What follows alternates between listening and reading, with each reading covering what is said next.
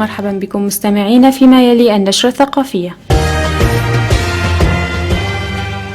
الخبر الأول نبدأها من فتاة من كوباني، حيث تم اختيار فيلم ستارتينج أوفر للمخرجة الكردية من كوباني أفين برازي للمشاركة في العروض الرسمية لمهرجان الأسكندنافي الدولي الذي سيقام في فنلندا من فئة أفلام الرسوم المتحركة الأنيميشن، والذي ستبدأ فعاليات دورته من 7 إلى 12 من سبتمبر 2016. الفيلم بحسب أفين برازي هو أحد من سلسلة أفلام قصيرة تعني بقضايا الشعوب وقضايا إنسانية، حيث يتطرق إلى مسألة الفساد في السلطات الدكتاتورية وكيف ينعكس على شكل الإنسان وبنيته الفيزيولوجية.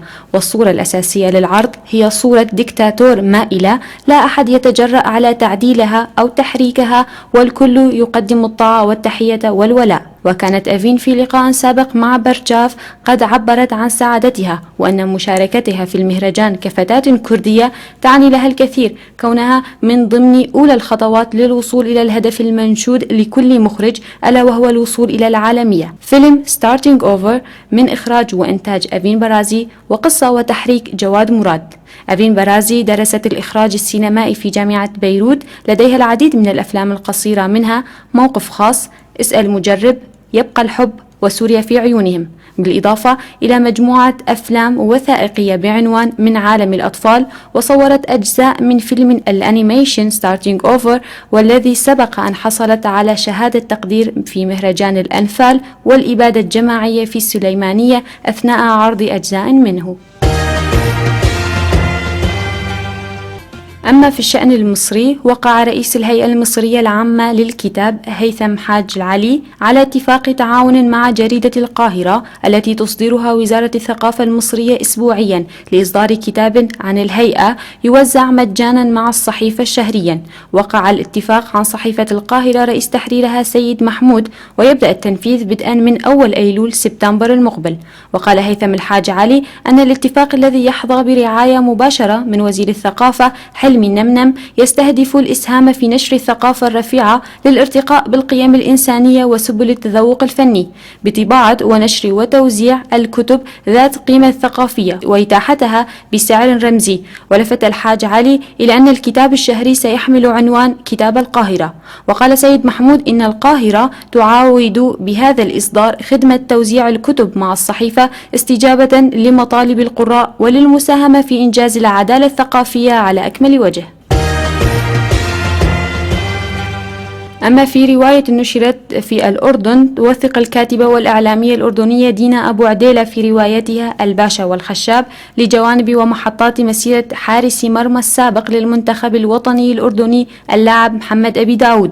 وتجسد الرواية بلغة أدبية سلسة السرد قصة حياة نجم رياضي شكل أسطورة بين الكثير من حراس المرمى المحليين الذين تناوبوا على حماية مرمى المنتخب الوطني الأردني في لعبة كرة القدم، مشيرة إلى سمات من الشغف الفردي بهذه اللعبة الشعبية. بدوره اعتبر رئيس النادي الأهلي ووزير الشباب والرياضة الأسبق سيد شقيم أن الرواية تحمل تاريخا طويلا للاعب، ويعرض مسيرته ببساطة وجمال، كونه صاحب حلم منذ الصغر في أن يكون لاعب كرة قدم محترف رغم صعوبات أجوائه، حيث نجح في مراحل متعددة من رحلته مع هذه اللعبة الرياضية.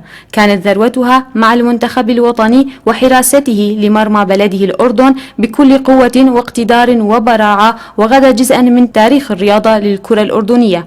يشار أن الكاتبة دينا أبو عديلة ناشطة في مجال العمل الشبابي وحاصلة على الماجستير في الإعلام، وترأست تحرير صحيفة الملاعب الرياضية، وعملت مراسلة لقناة الرياضية السعودية، وهي تعمل محررة ومقدمة أخبار في مجموعة أورينت الإعلامية. أما في المجال السينمائي، تم سحب الفيلم الفرنسي يوم الباستيل للنجم البريطاني إدريس ألبا، والذي يتصدر شباك التذاكر في فرنسا في دور العرض بعد اتهامه بأنه سبب هجوم نيس الإرهابي.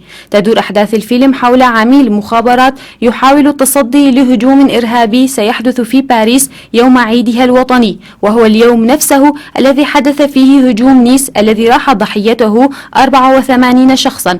وقررت الشركة الموزعة للفيلم إزالة الملصقات والإعلانات العائدة للفيلم وسحبه من 230 صالة. وصرح متحدث باسم شركة التوزيع أن سحب الفيلم من دور العرض هي علامة احترام لضحايا الهجوم وأسرهم. وكما تم تأجيل عرض فيلم يوم الباستيل في كل من ألمانيا وبريطانيا مرة ثانية بعدما تأجل عرضه سابقا في شهر شباط وآذار الماضيين على إثر الهجمات التي ضربت باريس في شهر شباط وأسفرت عن 130 ضحية. مستمعينا الأعزاء، انتهت النشرة الثقافية، نشكركم على حسن المتابعة.